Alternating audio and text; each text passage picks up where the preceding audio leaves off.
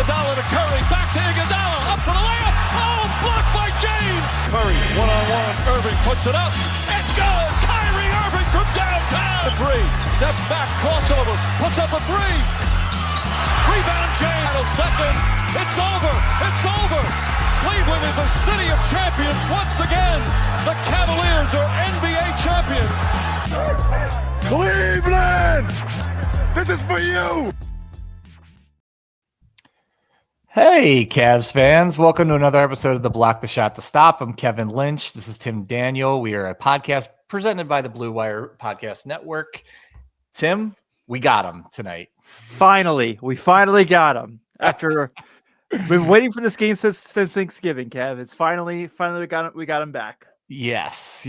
And who we're referring to, of course, is the Atlanta Hawks, who have been a thorn in the Cavs side, not only this season, beating them in back-to-back in November, but for the last several seasons. For whatever reason, they just seem to be a bad matchup for the Cavs, but not tonight. The Cavs controlled this game pretty much from the onset, and then really blew it open in the third quarter. I'm sure we'll get into that.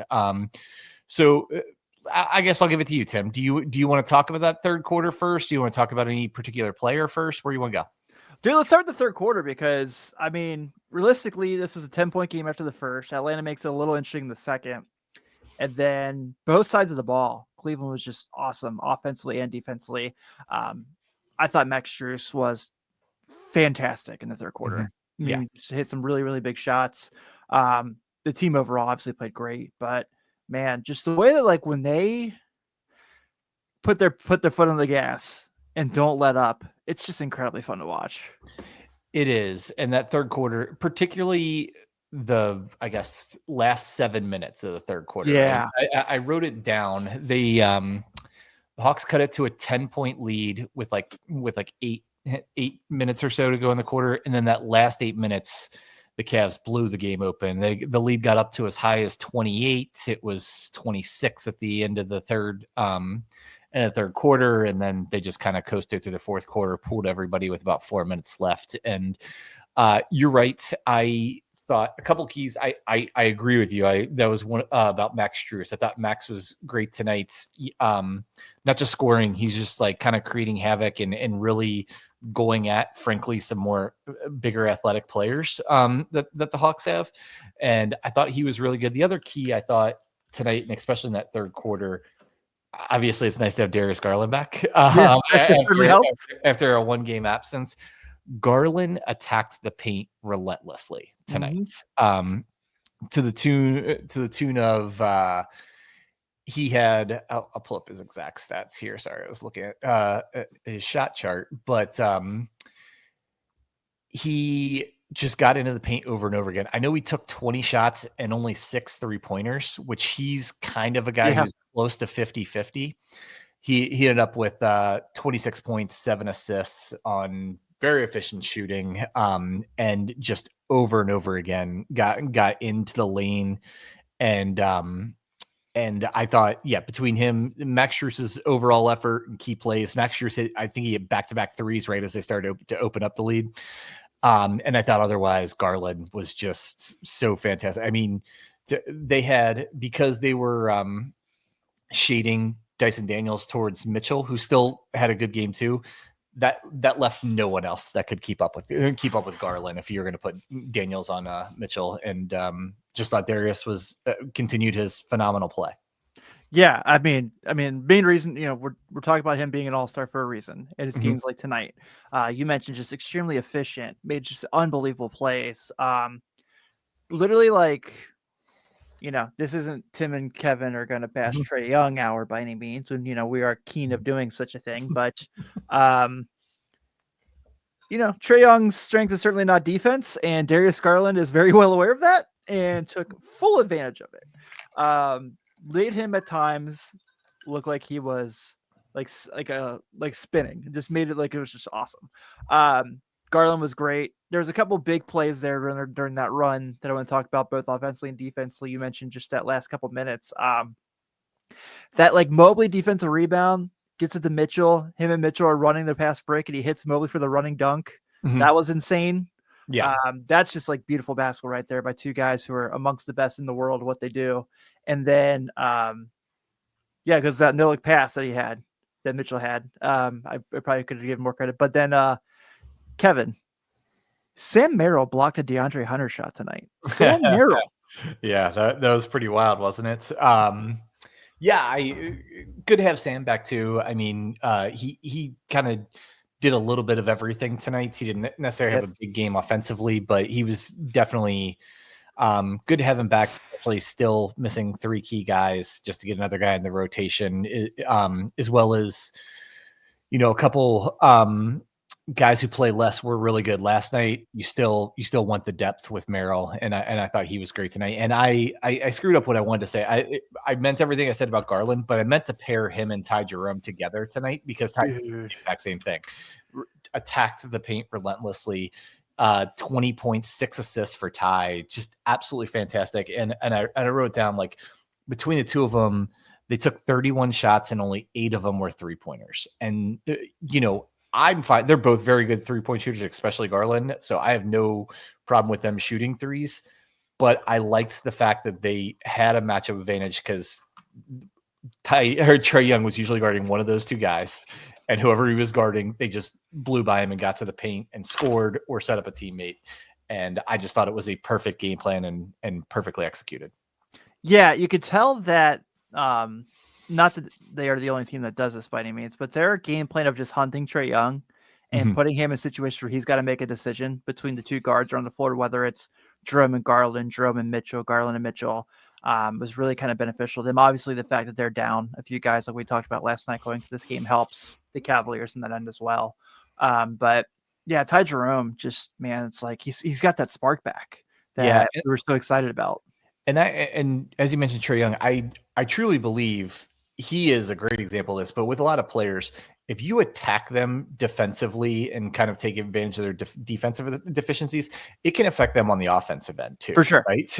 And because Trae had a rough game, 5 of 16, had 10 assists, which is actually still below his average. But, I really think one can feed into the other with these star players who aren't exactly like 2-way players, meaning they're really good on offense and defense. They're more of a specialist on one side of the ball. Like, and frankly, that's what Trae is. He's an offensive specialist. Right. The fact that you take advantage of him on the defensive end can just throw off his rhythm to have a good offensive game. So, it was just really, I mean, other guys played really well too, who will highlight, but I thought Garland and Ty Jerome set the tone tonight with just aggressively getting into the paint and scoring or setting up a teammate.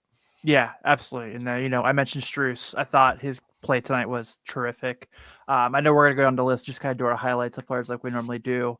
But we're going to probably cut it tonight because everyone did something really great tonight. I mean, Jared Allen only had 9 points, but he was still really good tonight. He controlled the paint. Yeah, for sure. And then Mobley and Mitchell, they're going to do their thing. Our fan favorite now, Jalen Tyson. Every time we talk about him, people are excited that we talk about him. So there's a lot to get to. Yeah, no, we can start there with Jalen Tyson. Jalen is finding a way to contribute using his strengths. Yeah. And this is no knock. He's still a little bit raw, like just with straight skills as far as like offensive skills. As far as trying to put the ball on the floor and go past people and everything, but he's super athletic. He's very good defensively. He's finding areas to like, cut to the basket and get some like dunks. He's, he threw in 5 rebounds tonight and along with 15 points and in only 16 minutes played. So I think, it's one of the best things we can do in life is focus on the things you do well instead of focus on the things you don't do well. So Jalen's not like, he's playing within himself and turning into being a real contributor, which is so key with the Cavs being shorthanded for the last couple weeks now. Yeah, his talent eventually was just going to blossom, right? Mm-hmm. I mean, we knew he was good.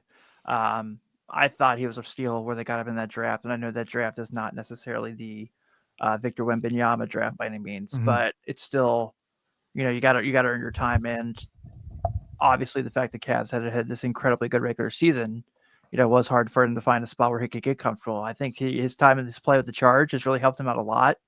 And you're starting to see like all those skills he's developing and just being around the staff tonight really kind of coming through in full effect. Not just like you mentioned, I mean, his greatest skill set really is, and this is not a knock on anything he does as a basketball player, because he's a very good basketball player, but I think his greatest skill for this team is his energy. Mm-hmm. I feel like when he is in the game, there's just something that pops up a little more. Maybe it's the physicality, it's the fighting for balls. I mean, in the fourth quarter tonight, the game's over with, and he's still running balls and they're about to go out of bounds, throwing off Hawks players to give Cavs the possession.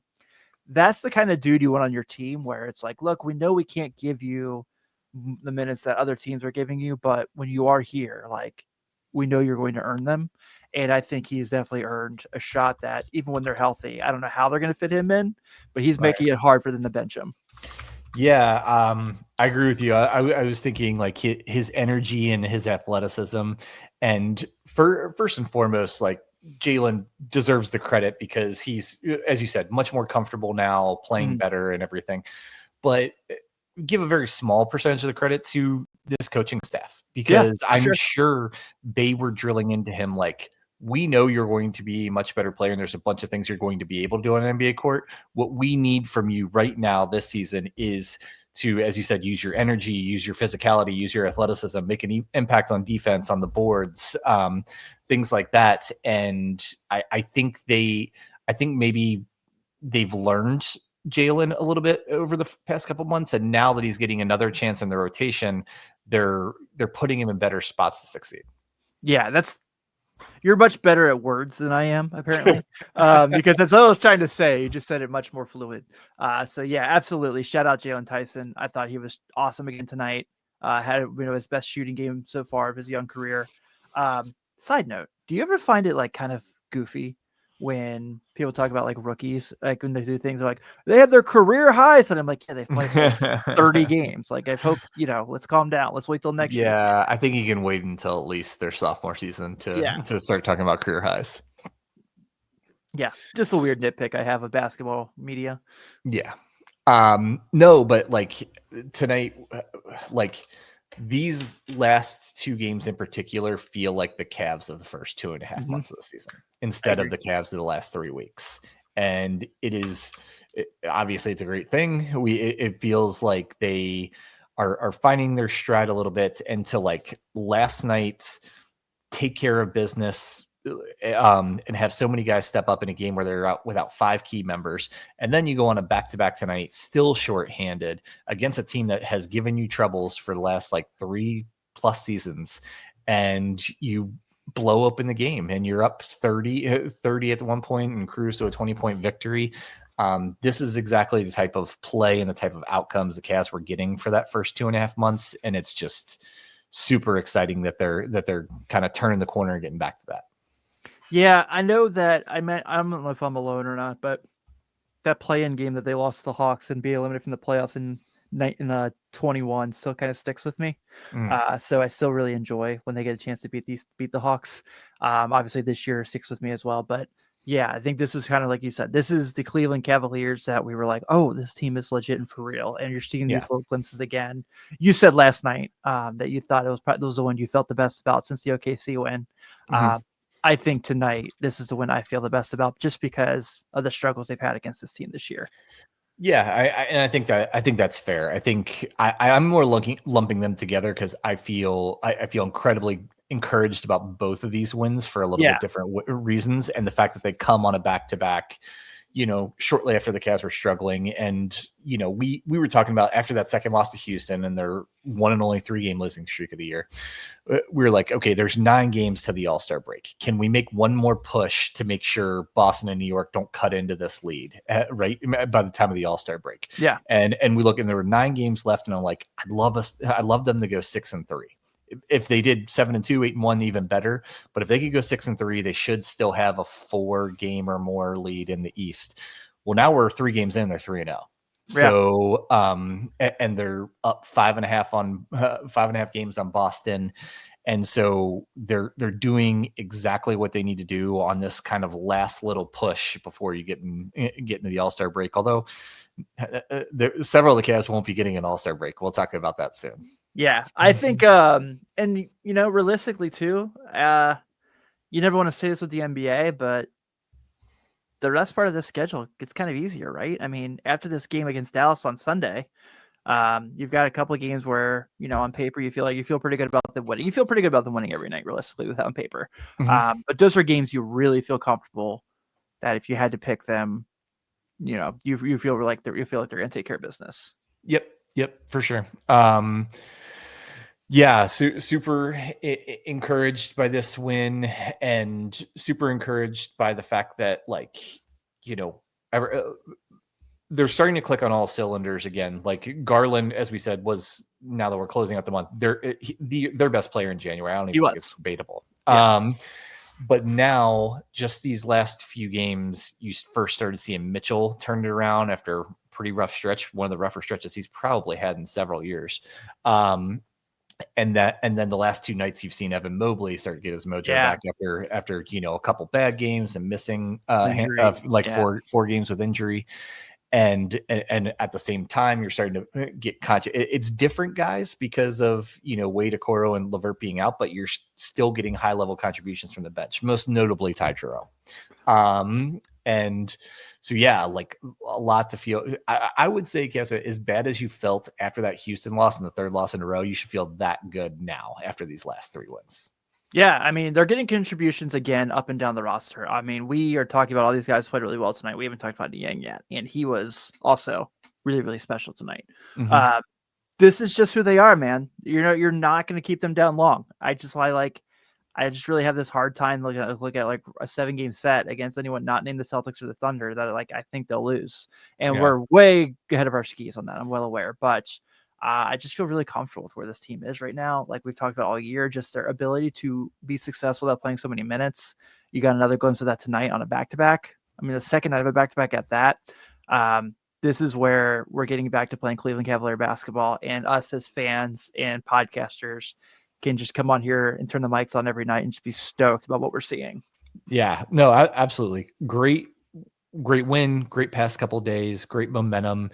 Going into this last stretch before the All-Star break. And we can kind of turn the page there. We can come back and talk about the game if we want, but there's obviously some big news today in the fact that the All-Star reserves, and so therefore the full teams, were revealed. The Cavs, as we predicted last night, got 3. We already knew Donovan Mitchell was going to be a starter. Darius Garland and Evan Mobley was named his first All-Star game. So congrats, awesome. First of all, to those 2 guys. But before we talk about them, I want to talk about the guy who left off, Jared Allen. You can always get into picking hairs with snubs, and we'll talk about the whole team. And there's a few guys not named Jared Allen that people are really upset didn't make the teams.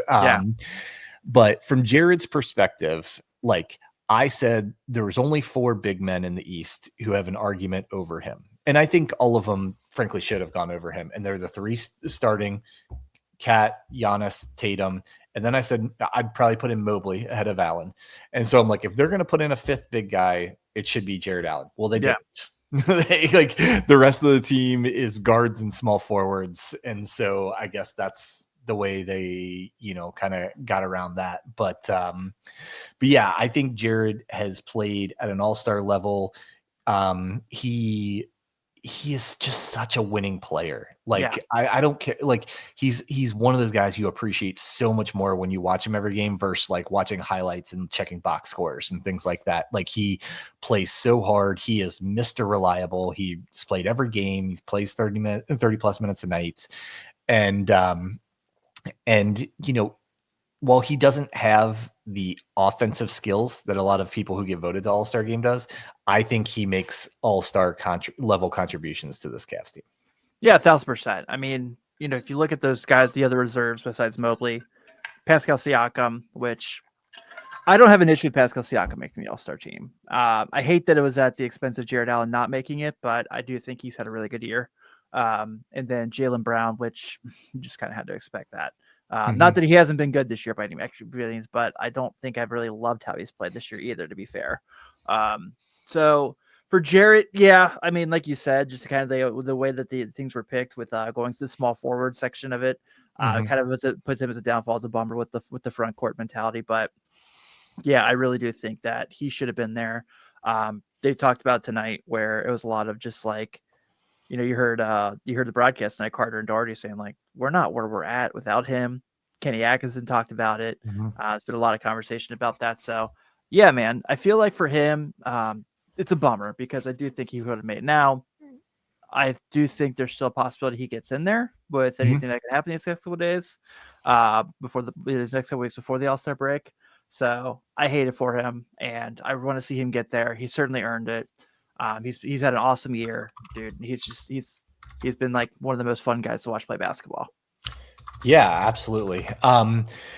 And we'll talk about the whole All-Star rosters here, but let's stick to the Cavs first. We talked plenty about Donovan Mitchell. He's a starter. He's going to be there and everything. I want to talk about the two guys who found out today. They're going to be All-Stars. We'll start with Evan Mobley. This is his first All-Star game. He is incredibly deserving. He became an All-Star because he kept and maybe even slightly improved his high level of defensive impact to where in fact, however you want to rank him, he's one of the top defenders in the NBA while developing on offense, particularly the things he did this year. He got more comfortable putting the ball on the floor, getting to the basket, more comfortable shooting enough threes to keep teams honest, and just more, frankly, more aggressive and more confidence and more like just knowing what he's going to do, having a plan on the offensive end, and having counter moves to the way defense is playing him. I mean, I think it's incredibly well deserved. I think us big Cavs fans probably saw this coming over the last couple of years, and it's just great that it's here, and he certainly earned it. Yeah, absolutely. I mean, from preseason, you saw this was a different Evan Mobley. When you saw in the fast break, he was the trailer. He was the lead ball handler a lot in the fast break. He was bringing the ball up the floor. You mentioned, obviously, that, putting the ball on the deck and getting more comfortable attacking the paint off the dribble, becoming a more reliable three-point shooter, where he's still not shooting as many as we want him to, but I feel comfortable with him shooting threes now, I think. And, like we talked about Spencer Davies last week, he's one particular skill set away from being that next level, and that's just getting a better grip on ball handling. And I think that's going to happen.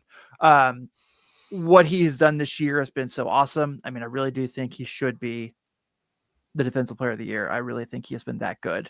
And you're seeing it on a nightly basis who he's guarding. Now we've talked about this a million times already, so I'm not going to get further into it. He's also the most improved player. He is the most improved player in basketball, and he should be recognized for that.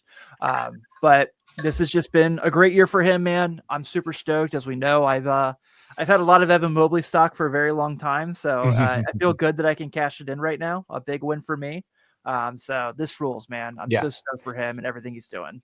I'm stoked for him, and he got exactly what he deserved. If we're being honest, just the three big guys that got ahead of him, forward and centers, they're three of the best players in the league this season, right, and having all NBA caliber seasons.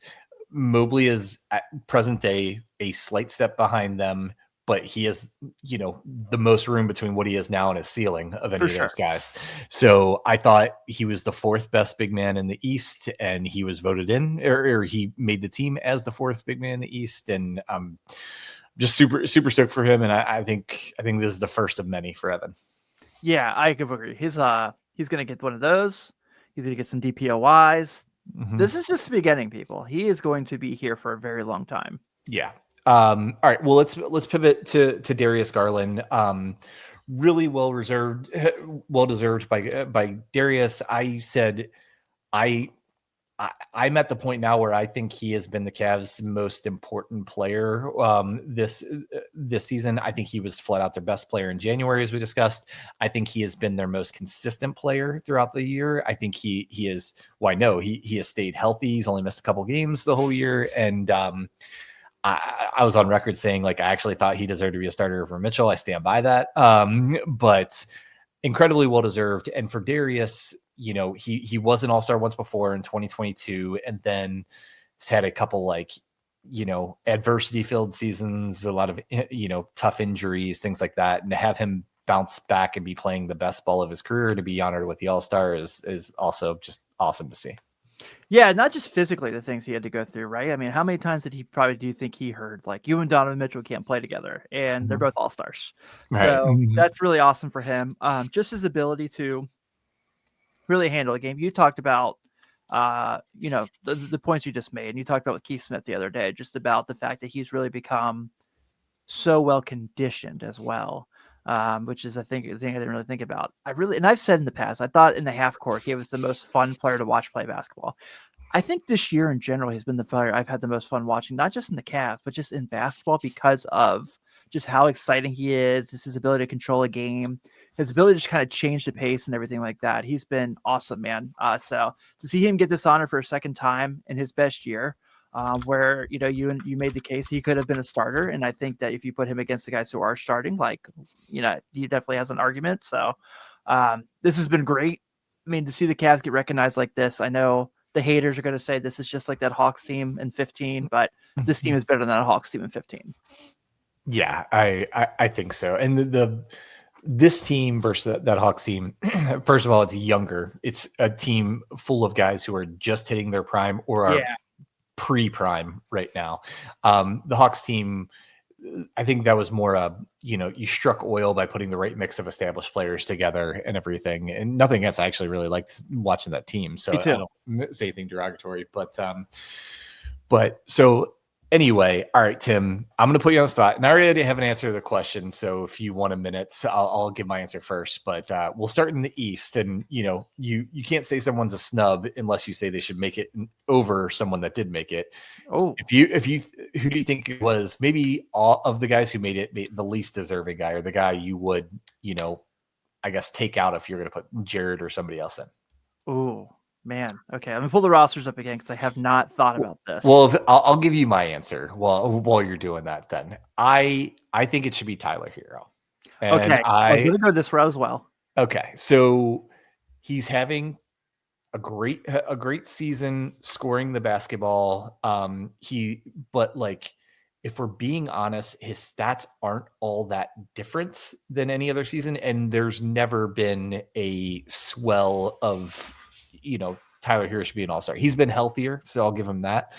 But 24 points, 5 rebounds, 5 assists on a team who's like a play-in team, as is.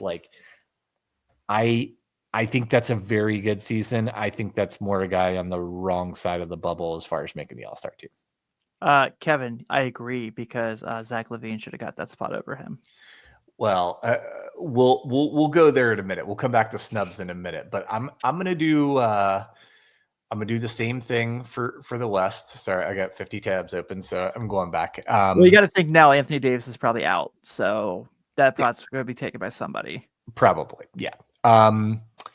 But just performance, and again, I'll go again first. But if you had to remove one person on the West, or maybe the least deserving of anybody on the West, because we're going to talk about the snubs in a minute.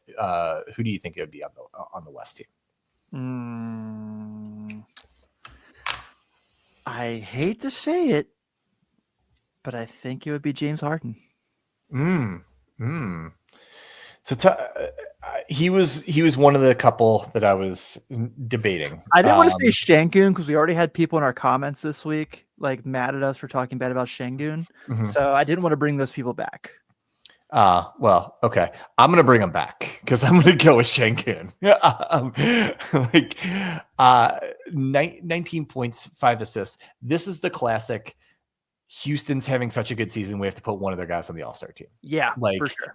But Houston is so good because of the totality of their talent and not necessarily one guy being an all-star. I think Şengün's a very good player. I also think he's a very dirty player. But I do not think he is at the level of all-star. So if I was going to take, a snub and put them in, he would be the guy I remove.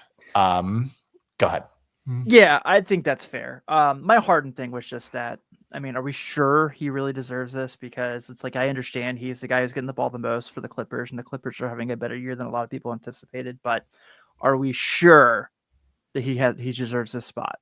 I'm not very high on James Harden. I think I haven't hit that, and I've given credit when credit's due, and he's been great. But and he has been really good this year. I'm not saying he hasn't by any means, but realistically, and I understand Luke is out, and he's not, with the injury, but I don't know if he's a guy that I'm oh yeah, all-star.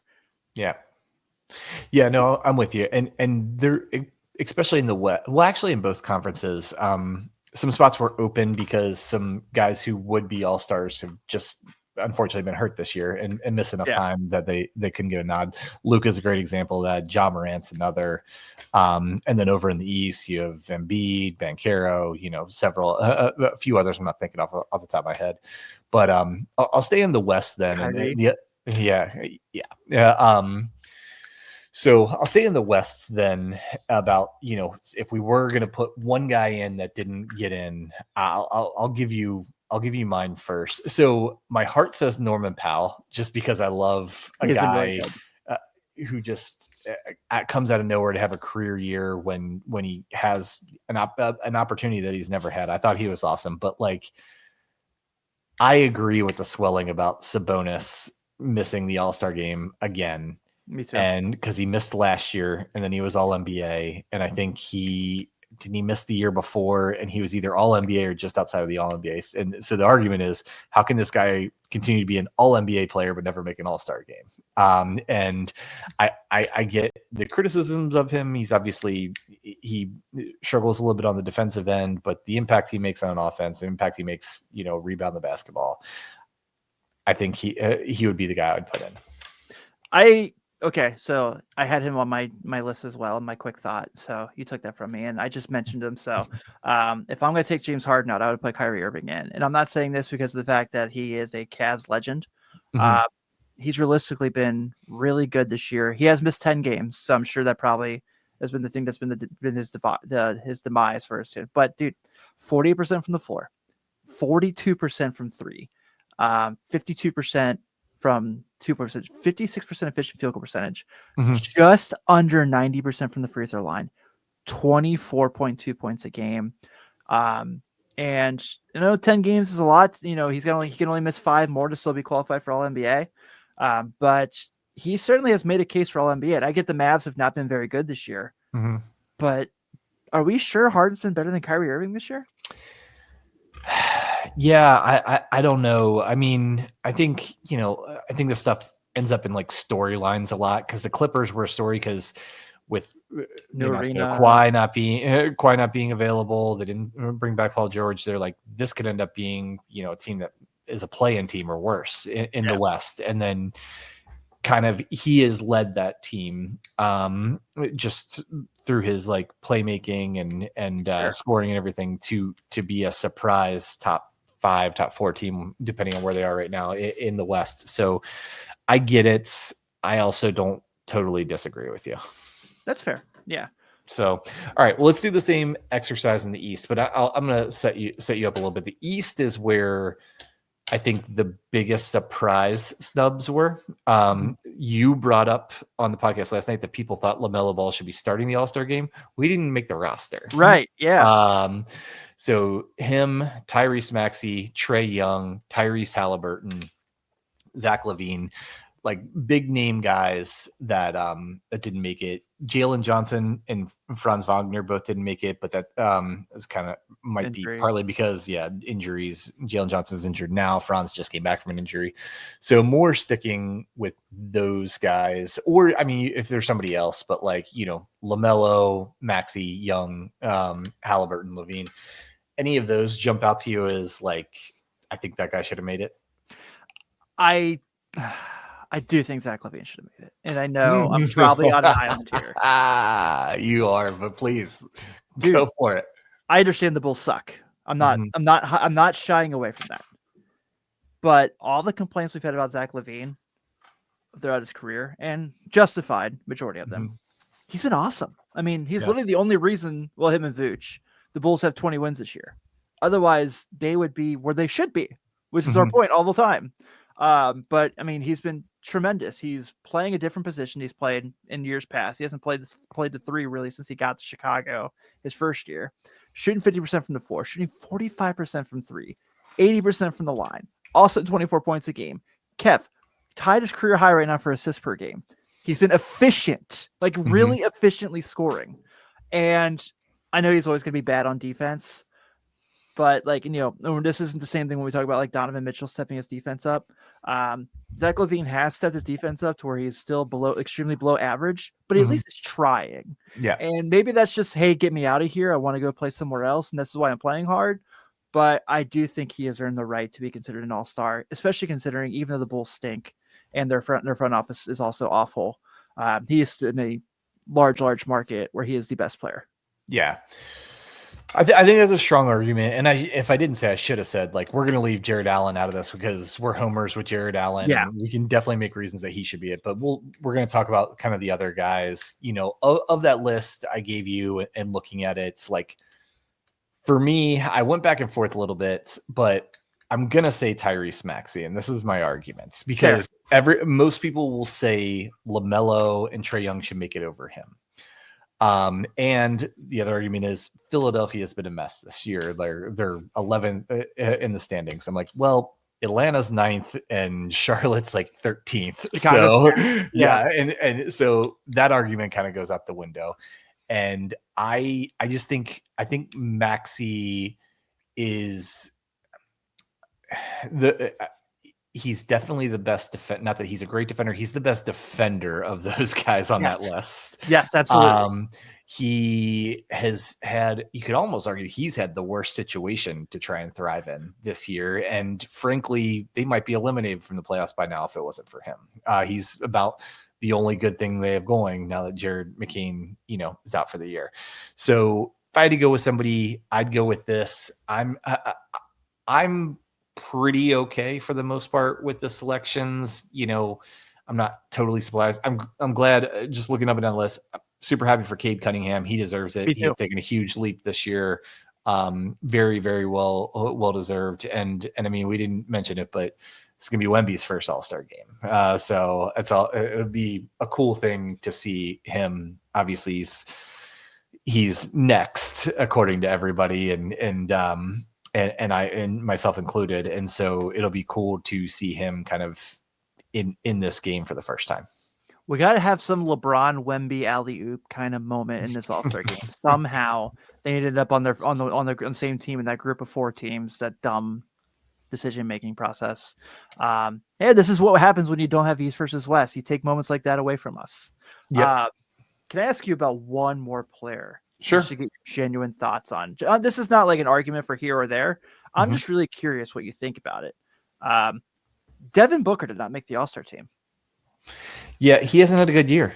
I mean, he is a really good player having a really bad year. He's having the opposite of the Olympic bump. Had the Olympic bump. Same with Bam. I thought Bam was going to be so good this year. There's an old, theory that when guys go and play in the Olympics, especially younger guys, they come back and have an even better season than they've had before. And it goes back to when LeBron and Dwayne Wade and Carmelo Anthony went to the Olympics in 2008 and saw, they saw Kobe and Kobe's work ethic and, some of the things that Kobe would do. And then they brought it in their own games.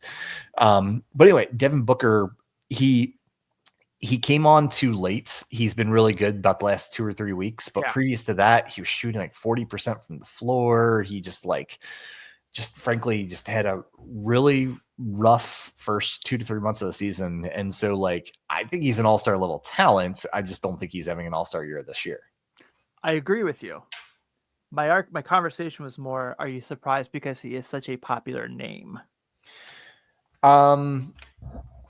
Yeah, maybe. I mean, I don't know, but I actually think they did a pretty good job of getting it right. Guys like Jaren Jackson Jr. Absolutely deserves to be there. 1,000%. The guy called All-Star Jalen Williams, to differentiate him from his teammate, is now an All-Star and is incredibly deserving. So I actually think, and the reserves are voted in by the players and coaches, and media has a small percentage of that. And I actually think they did, for the most part, a really good job. You're always going to be able to make an argument for somebody not making it, but I'm pretty satisfied with these lists. I'm most happy about some of the guys who aren't the big household names, even our Cavs, that did get recognized in spite of that. Yeah, I really think that big picture, they did a great job.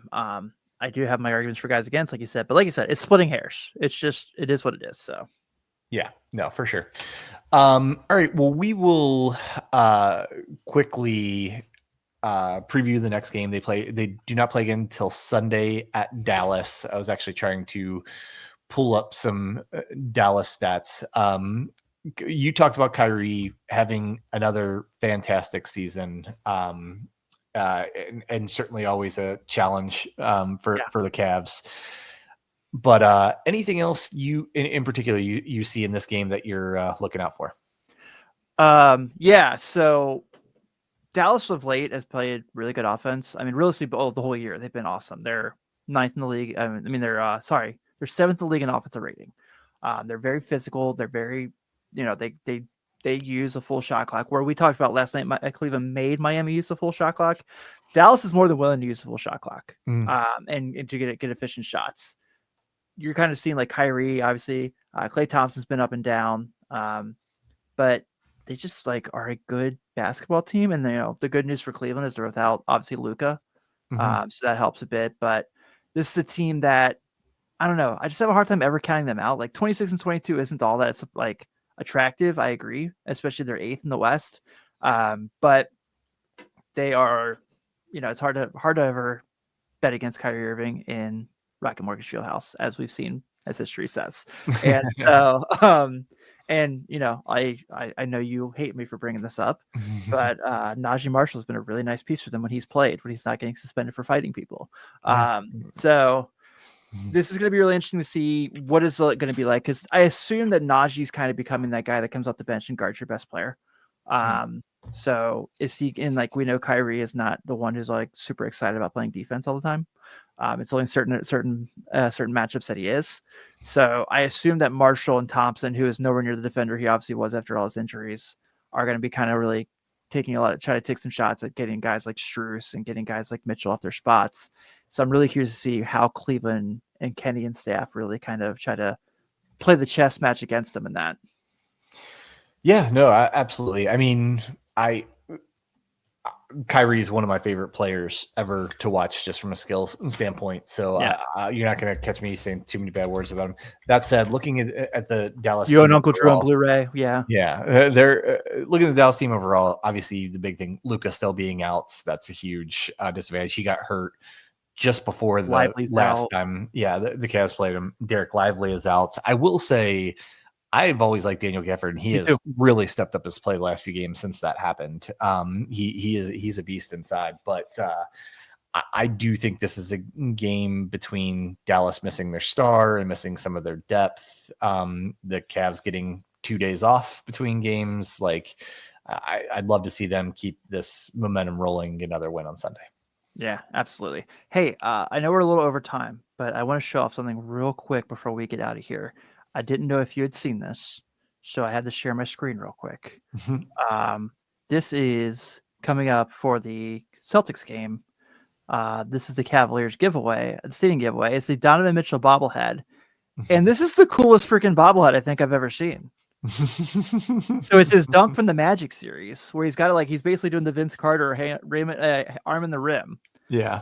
It's awesome. I think I need one. Very cool. So if you're on the fence about going to the game Tuesday nights, now you got even more reason to go. So, well, alrighty, we're over time. Let's wrap it up there. Thanks everybody for hanging out and listening, watching, however you're seeing us. The Block the Shot the Stop podcast. If you are checking us out, we'd love for you to, subscribe, follow our show on all the social media outlets. As always, want to thank Blue Wire for sponsored podcast, letting us do this. And until Sunday, everyone, enjoy your couple days off. And as always, go Cavs.